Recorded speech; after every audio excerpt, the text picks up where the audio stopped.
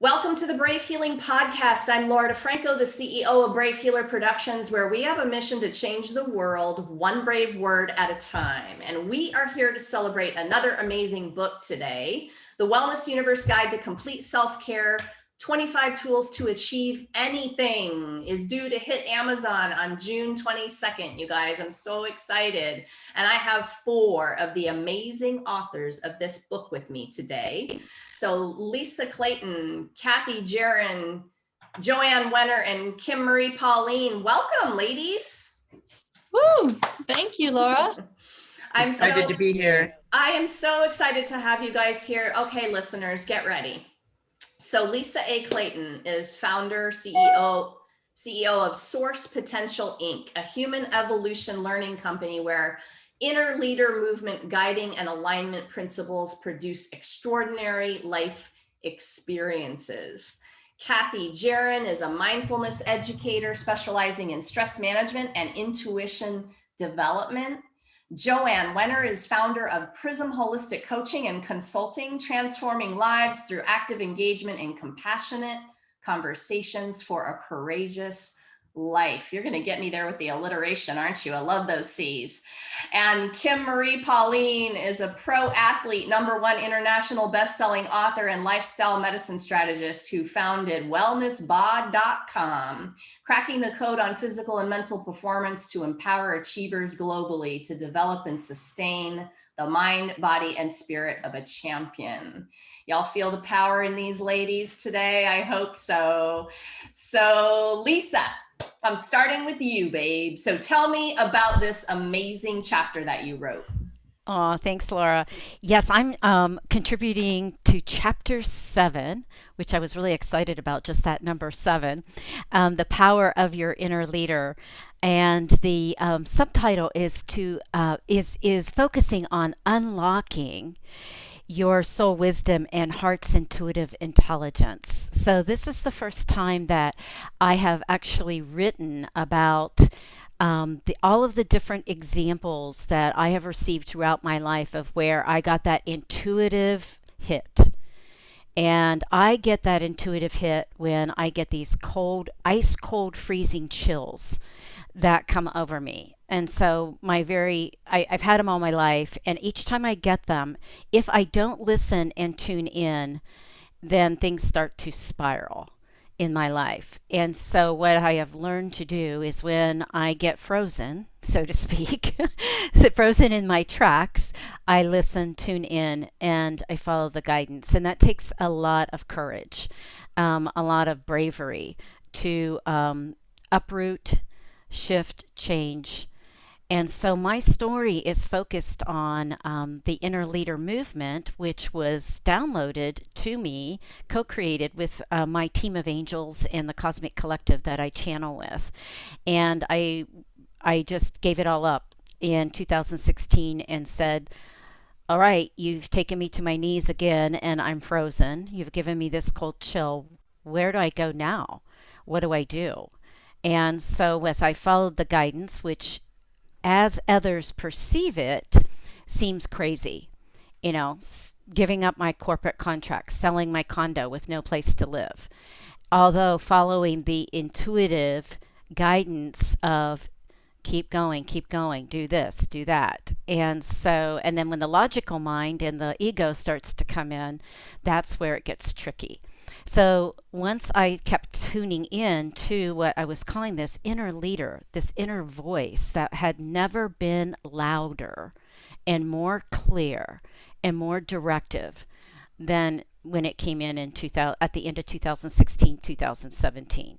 So it was really the time to clear the table and to say, okay, what is it now that I'm here to offer? So I've been around the earth pretty long, over 60 years. And so it's like now alchemizing all those tools in my toolbox that I have developed as a teacher, a mentor, guide, and all of my different certifications in leadership in corporate America, and just alchemize those into an intuitive leadership, which I call the inner leader, which we call, we call the inner leader movement.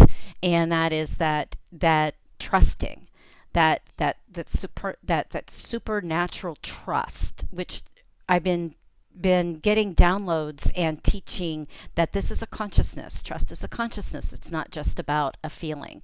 And really moving into that higher dimensional consciousness to bring forth our greatest gifts in this time when everything is shifting and changing on our earth. You know, the pandemic really opened up a lot of eyes in our soul and in our heart and in our intuitive intelligence.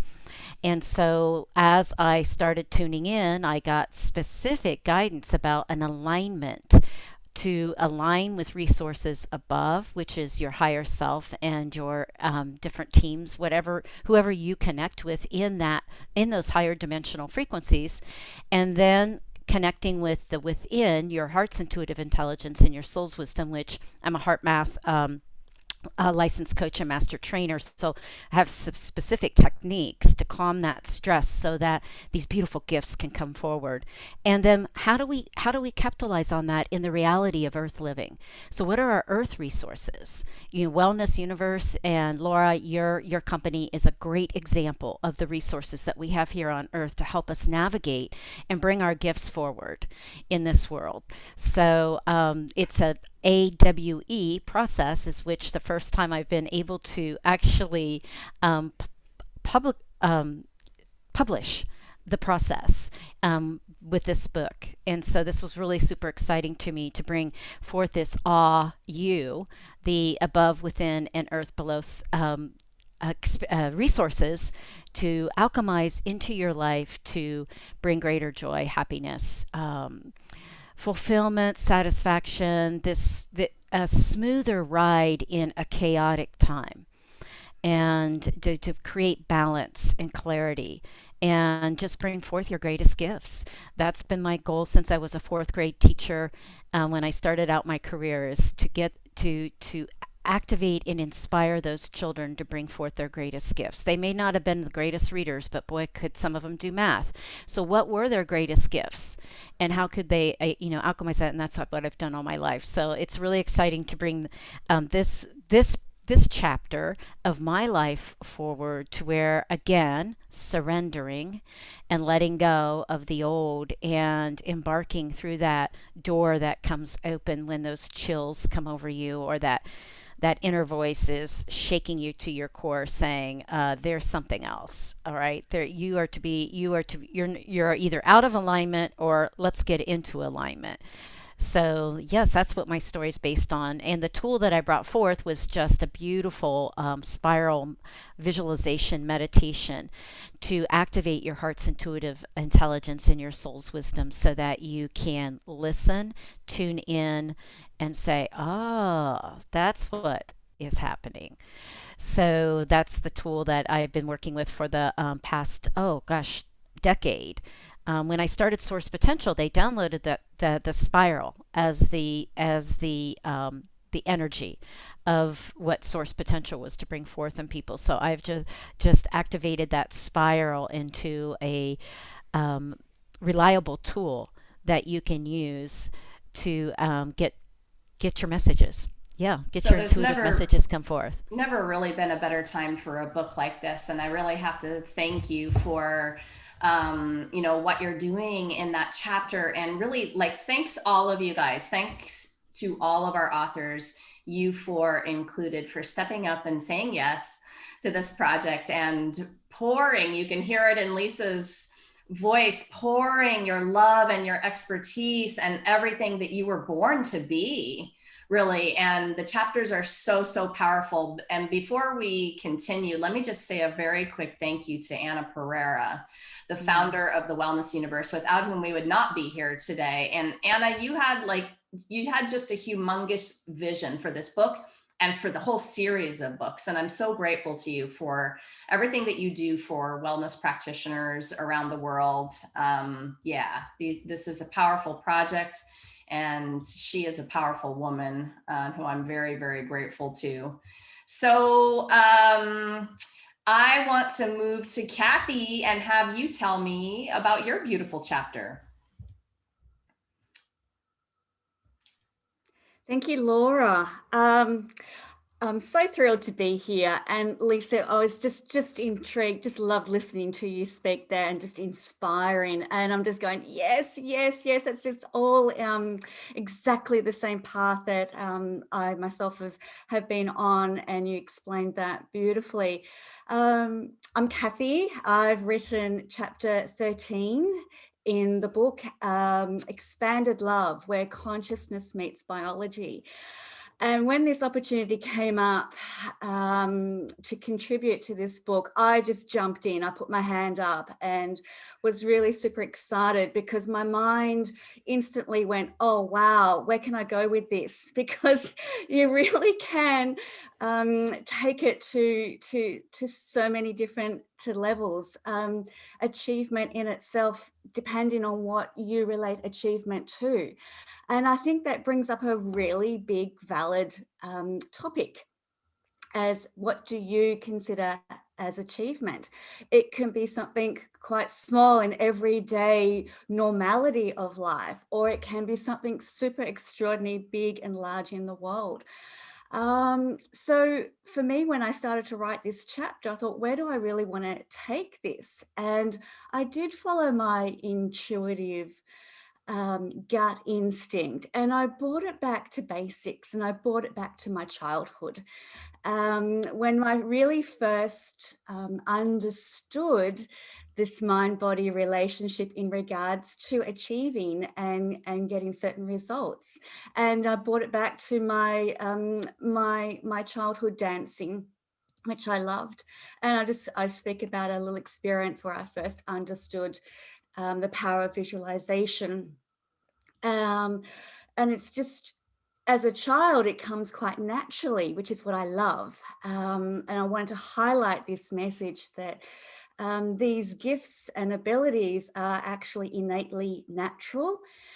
We tend to talk ourselves out of them as we grow up, dismiss them, ignore them. The logical self kicks in. We are conditioned to analyze and consider perhaps a little bit too much, and we forget our own natural flow of creativity. And the question is, what if? What if I tried this? What if I did that? What would happen without the grip of fear, or uncertainty or unknown stop us in our tracks? Um, so it's like highlighting, coming back to this beautiful childlike natural innate ability, and touching back on that, and how to use that as a really powerful tool in regards to certain achievements that you might be working towards. I've seen it as a mindfulness teacher, and heart math trainer. I work with, a whole array of people, and some extraordinary results have just blown me away with potential, especially when you can start to harness this mind-body connection, or heart and mind alignment. An example of, because it is so worthy to speak of. A client of mine came into one of my classes where I teach mindful movement, and we got to know one another, and he actually presented himself walking with two walking sticks. He was quite an ill person. He was actually on a list for a liver transplant, and diagnosed as 3 months left to live without a liver transplant. But there was something in him that just said, nah, unacceptable. I can do something about this. And he didn't know what it was. He really didn't know how to approach this, but he just knew that there was something that he could try, was worth to put some energy and effort into. And he just quietly kept turning up for class, and we got working together quite closely, and learning some mind body techniques, and he healed. We actually presented in one of a health conference as an example of his liver 100% regenerating. So and that was just through mindfulness, through meditation, through conscious awareness of how body is moving, through breath work, through all these tools and techniques, which on their own seem really simple and sort of like easy to dismiss. Okay, I'm breathing, so what? But as soon as you bring that consciousness awareness into it, you actually have a power there um, to achieve something. And this is where science, this is why I love aligning with heart math. I'm a heart math trainer. Because of the evidence-based now, there's no denying this connection and these abilities. But as soon as you bring your conscious awareness to something, physiological changes occur in the body. It's just learning about not manipulating it, but starting to harness these energies, these potentialities, creativeness.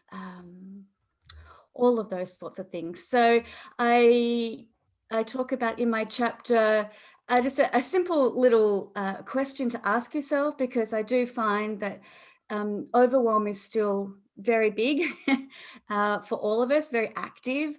And sometimes just these little simple techniques do make the biggest difference in creating a pathway forward, or seeing that pathway forward. So I use a little technique, a 3-part question for you to work yourself through that, and bring you to a space that perhaps does help to open your awareness and give you a bit more clarity. Thank you, Kathy. I love what you said in the very beginning, just with the question, because anytime we can bring people into curiosity, we can change a perspective, right? You just asked, what's your definition of achievement? And what a great story about, we can achieve anything. I love hearing the stories of just small miracles. It's amazing. Joanne, tell me about your amazing chapter.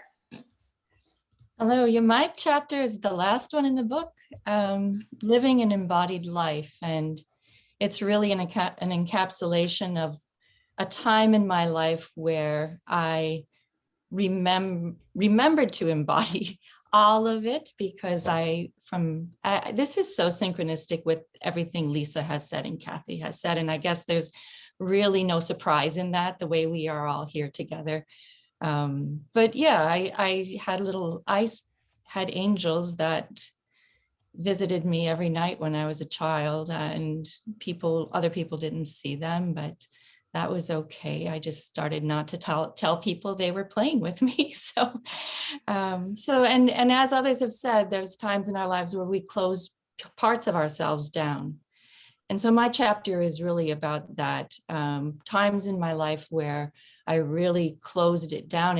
And at the point that this chapter takes place, I had locked it down pretty tightly. I was trying to, I was in a high-end corporate job, an international company, and head of a big group of people. And I was a human resources manager. So luckily, I worked with a physician as the CEO who cared so much and had so much compassion about people that I could have private conversations with him about what was really going on underneath things. And he would support people moving around to make accommodation and things like that. But we were bought by another company. And that's where this story unfolds. I was living in my brain mostly and hiding all of those other questions from most people about what was happening in my heart. And, this is a little segue, but in Chinese tradition, and also Native American tradition, indigenous tradition, heart and mind are one word. There's no separation between them. So I've always found that fascinating. I learned about that, I think, when I was 18 or 19, and it made so much sense. And but I had separated them at this point in my life. I had separated them again. And so my story unfolds really with losing a child through miscarriage and having a visit from an angel who spoke to me quite out loud, and in a room where I was all alone, and told me the name of the child, and then this miscarriage happened, but I was lucky enough to birth the baby, and actually be able to hold the tiny child and grieve with that. But it was a lonely process. I grieved all alone. Not many people knew, and I hid it, and only my immediate family knew it. And in that same couple of weeks' time, the company I worked for was purchased, and it was my job to go from a midnight meeting that went through the night about everybody is going to lose their jobs the next day, and it's your job to go in and tell them all of these things and what's going to happen over the next year. So then I was grieving that loss, and it was again when this spiritual energy, just this higher realm that I knew, came to me and said, just show up. Just show up. Leave everything behind. All your intellectual meanderings, stop. You just go in that door and you show up. And that's really what happened. And that was the biggest gift ever, because in showing up myself, people rallied around the loss, and we grieved together. We shut it down. We moved people to a new office down in another state that wanted to do that. But it was such an ending and a beginning for hundreds of people. And that was my mission. And it just informed the rest of my life. Just show up, just show up, just show up. I left corporate life at that point and became a birth doula, because at the urging of a midwife, she said, why don't you be a birth doula? I said, sure. So that's what I did. But again, it was just show up. So that's been my motto, just show up in all of who I am. And one of my birth clients was a coach and told me to be a coach. So I became a coach, and I was learning Reiki at the time. So I brought that in. But really, it's when I have clients come in to work with me with Prism, I keep it really simple. I show up, I listen, I ask questions, very curious. I let them tell me their story. And then I ask them what's underneath that story, and what's underneath that one, and what's underneath that. And eventually we get to a core truth that we can work with that really needs to unfold. And I just help them become more curious about that. And it's always true. They heal themselves. I'm witness. I'm there to witness. And the power is all in them. And the angels, or whatever you want to say that is, works through me, but it's not me. And I think that's the most beautiful thing, that I can be a vessel of that. And so when people ask me and they want a lot of credentials, I mean, I have them, but I really just say I show up. I show up, and I ask you to do the same. So I love that, Joanne. Beautiful and very powerful. And I'll remind our listeners that, I mean, not only are you hearing these beautiful, authentic, amazing stories, which some of our authors are writers, but many are sharing for the first time. And so there's a combination of all of that in the book. But also we move beyond the story to them offering their master teachings. You can hear each of these women talk about who they are and what they do now to help people. And I just love these books as toolkits, and the practical experience people are having with some of your tools is really profound. So thanks for stepping up to the challenge of writing that in a book, because it's not always that easy. You all are badasses, seriously. Kim Marie, please tell us about your amazing chapter. I'd love to. So, and my chapter is chapter 17. I wrote on food as medicine, the key to peak athletic performance, sexual health, and longevity. It took me a while to put that all together. You already heard that I was a professional athlete. And what some of you may not know is that typically I work with extremely successful men, mainly, but I do work with a lot of females. And even though they're successful, they still struggle with being lonely, unhealthy, or really not where they want to be in life. And so I help remove blockages and create a specific plan to get them where they want to be. And what that really means for a lot of people is having better energy, vitality, health, and better relationships, you know, so that they can do more and feel even better about themselves and inherently be even more successful. So, with that said, you know, most of my clients overcome and break through a lot of physical and emotional blocks that they have. Many athletes still and people in general don't really know how to identify the food and supplements that they need to perform at their optimal levels, and let alone gain the confidence and skill set to cope with competitive anxiety and perform under pressure, whether that means in daily life or whether it's on the field or in their sport that they partake in. So, and then not lastly at all, really help people overcome, you know, hurting themselves with food, alcohol, spending, and abusive relationships. I've myself, being a professional athlete, you know, it was a progressive road where I would do as much as I needed to. And then once I saw results, I was willing to do more. And there's a lot of people that I help that are wannabe pro athletes that really don't know what it takes to stay healthy and stay on that road.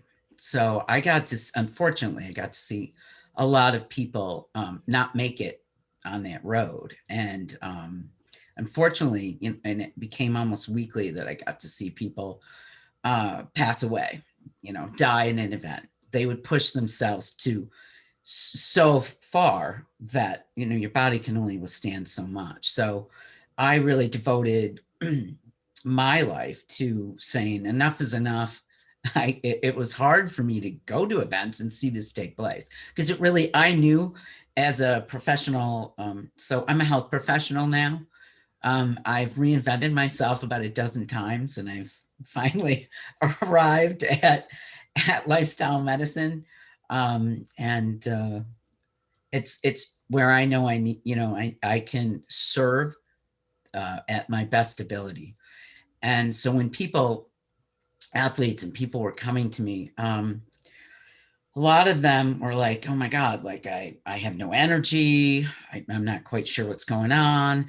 Everybody's more worried about when we got to blood work. Oh my God, like I have no testosterone. So that was everybody's first, like, I need to take testosterone. And it's like, well, it's a little bit more in depth than that. Because if you take more testosterone, I don't care if you're a man or a woman, you're going to produce more estrogen. And that inherently is probably going to cause you a lot of other issues down the road. And so I developed over the course of 30 years a system that helps us to identify risks so that we make informed decisions about how we're going to go about being top level athletes and stay healthy. And then as people got older, sexual health became an issue as well, because early in life, if you start to take testosterone and drugs, it can affect your sexual health even while you're young, but even, you know, and carry through as you get older. So I went through menopause and I really felt it myself. And it was one of the worst times of my life, really. And I was very depressed. I didn't want to go to the gym and train. I didn't want to go to work. I didn't want to show up. And I was like, this isn't me, you know? And it was then I really got on track with what I needed to do for me, and learning that helped me help my clients even better. So and longevity just follows suit with that. So it really honestly needs to start while you're young. Often it doesn't start while we're young because we feel like we're invincible. We can eat whatever we want. We have all the energy in the world, and we can go for long periods of time. But nothing stays the same, and everything plays. Hormones play a role in our entire lives, and how we look, how we feel, and how we perform. So with that said, I wrote about my 30-year endeavor, really, and what I've put together up to this point of helping people get healthy, stay healthier through life, and be able to achieve anything that their heart desires, really. And if you don't really have your sexual health, that can really put a damper on a lot of things. So I love it, anyway, Kim. I yeah. love hearing about, I love hearing all of you talk about the different ways you're approaching the issues. That's what the beauty of this book is there's so many different kinds of people, and people need to have hope in terms of opportunities and different kinds of ways to access our mind, body, soul, health, wellness, well-being.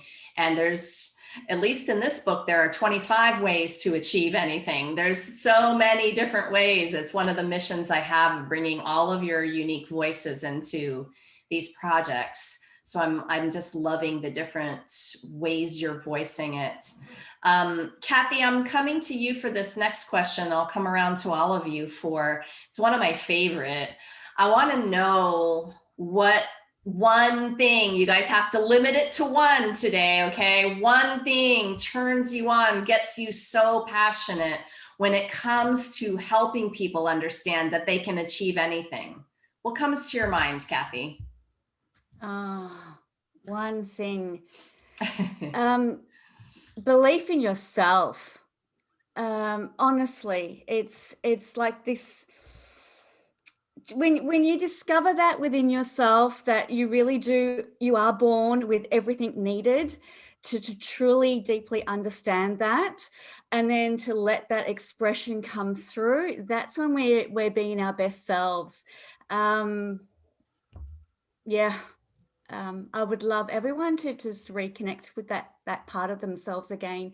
And when you come to achieving anything, sometimes it's physical work that you need to do. Sometimes you do have to do the work, but sometimes it is a stepping back and allowing this. And I think everyone's just talked about it. There is a spiritual presence that comes through, and sometimes it's opening, being vulnerable enough to allow that to flow through in order for the real work to be done. That's what, is what I think is an opening to achievement. I love it. I love that first answer of belief in yourself. Okay, I'm coming back to you, Kim. How would you answer this? What's that one thing you get really turned on by in terms of helping people with this, achieving anything? I think a lot of people tend to give up too soon. They give up before the miracle happens, and they really don't have the wherewithal to persevere. And the best thing I guess could sum it up is I help people take a look at everything that they've been through in life, and how much they have overcome, and how setbacks are going to happen. It's life. Life happens. So it's how we choose to react. Well, I guess we'll say react. How we choose to react to the things that happen to us in life. And I've been one to always be optimistic, positive, and just know that no matter what, I'm going to get where I need to go. And it might not be a straight road. It usually isn't. And often we can't see where we're going. We just need to trust. And so really the beauty of it is just having people, seeing people overcome hurdles and overcome larger ones and larger ones. And it just, you put it together and then all of a sudden you're there and you go, oh my God, like I never thought I'd be here, but I'm actually here. And that's exciting to be able to celebrate with them, or especially being at events and support people. And really it's been amazing for me. I love it. I love hearing you talk about that. I'm always out on that field with you when you're talking about your sports. I'm a lifelong athlete here as well. Lisa, how about you? What's that thing you get super passionate about when you're helping somebody achieve their dreams? Yeah, I always say it starts with heart. So the power of the heart. And that's where I start with all my clients, where I start with myself every single day, is to get into that calm, coherent state so that you can receive, so that you can hear, so that you can listen to the messages that come in from the divine resources that we have. And you know, what I learned through heart math is taking the science of the heart, and what I have combined that with is the spirituality of the gateway of the heart. The heart is the gateway to the soul. And that when we get that into that calm, coherent state in our physical container, our beautiful spiritual being can unfold and come forth. And so I always say it always starts with the heart. So physically, mentally, emotionally, and spiritually, I work on those 4 levels with the heart, and it's just amazing the power of the heart at so many levels in our life. And I think it's what we connect with the less, because we've been so mind trained, we've been so mind conditioned. You know, we get our certificates and our degrees based on our mind and our intellect and our intelligence that we accumulate, and if we can pass the test, then we receive the degrees. And so I'm just encouraging everyone to start with some heart degrees now. Get some degrees of the heart. Start with the heart. I mean, Yeah. that's a tagline right there. Start with the heart. I think all of you are talking about that at some level, and it's beautiful. Joanne, how about you? Well, I love all the things that have been shared so far. And I think start with the heart is a great summation too. So for me, I really find so much promise in helping people find one thing that is beautiful in their life and one thing that makes them happy. And sometimes we have to go far back into their childhood because it's been so long since they remembered how to play or to be happy.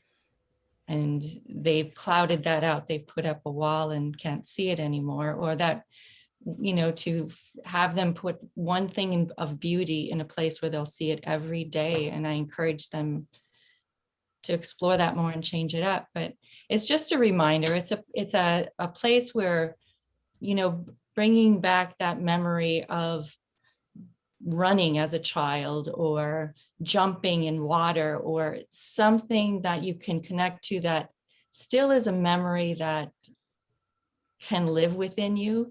But those 2 things, and I, again, going back to a lot of the ancient teachings, laughter is the best medicine. And, you know, beauty is a joy forever. Those ideas, I think, are worth going back to. And they're simple. People can grab onto them pretty quickly. And so it kind of moves us along pretty fast in the beginning, something to start with.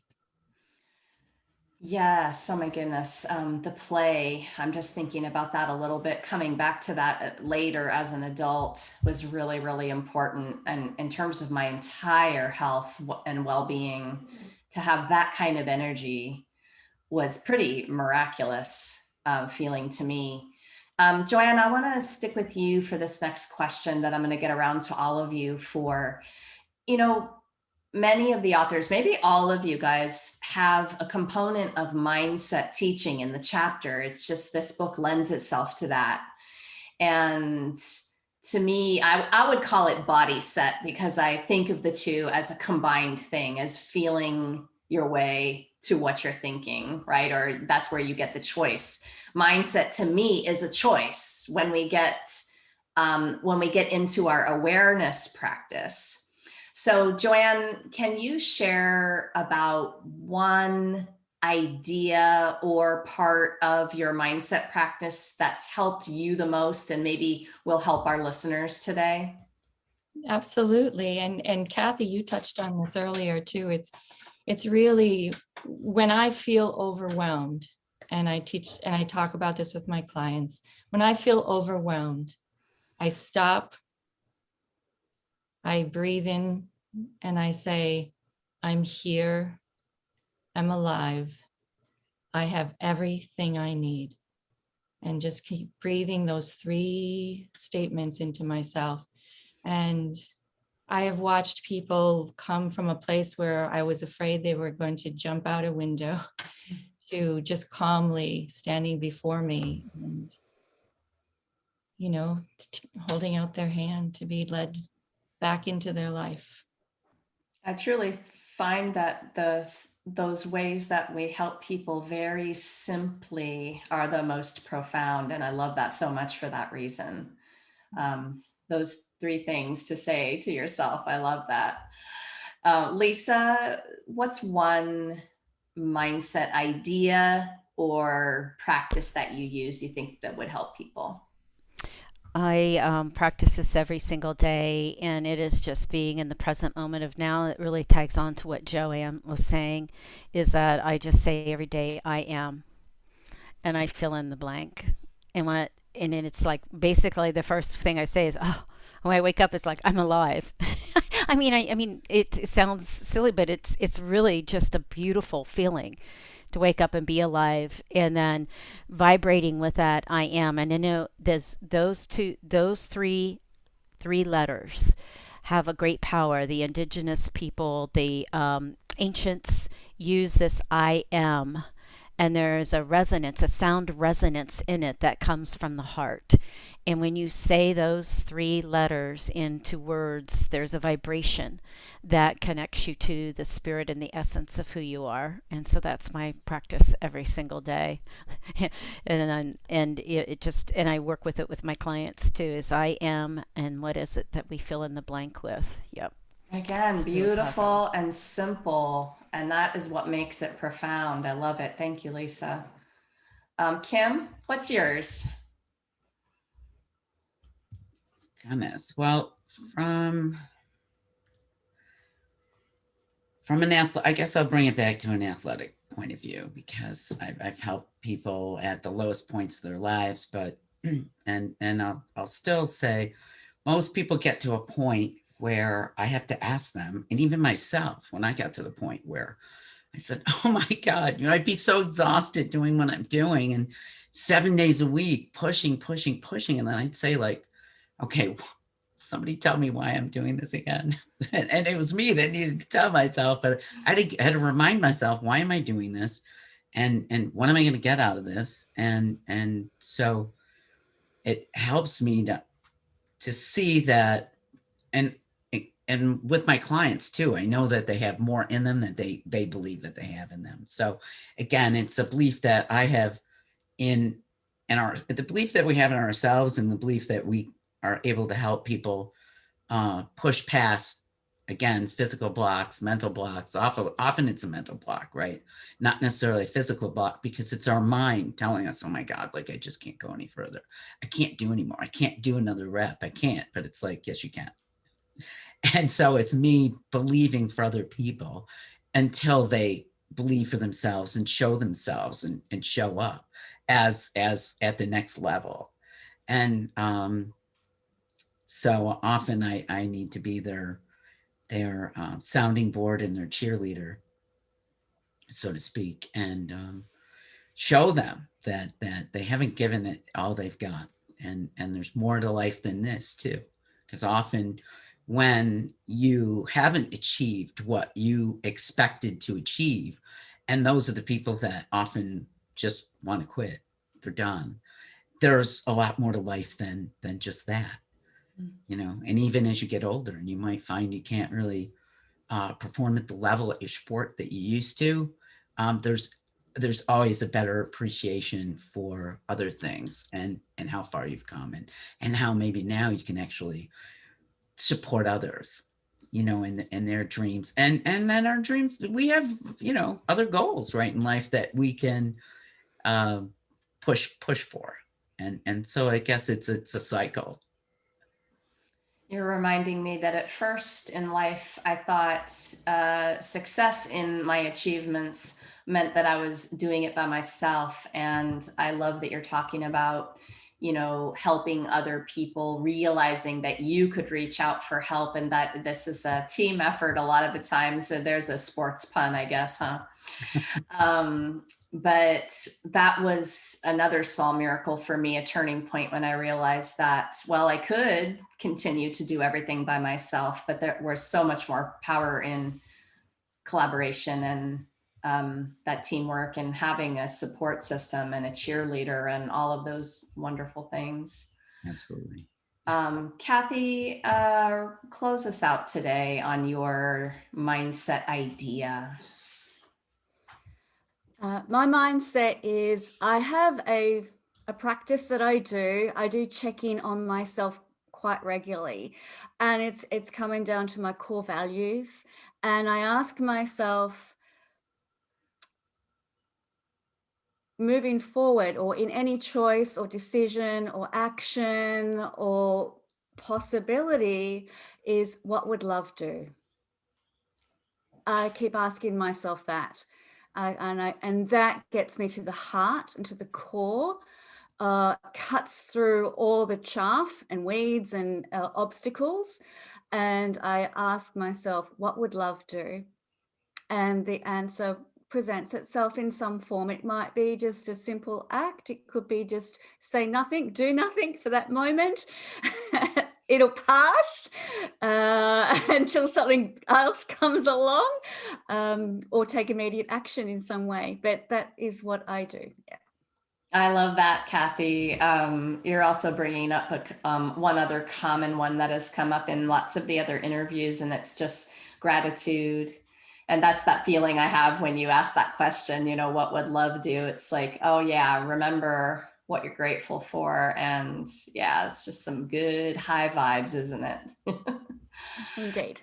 Ladies and authors and amazing badass warriors of wellness, thank you so much for what you're doing in the world and for being here today to share it.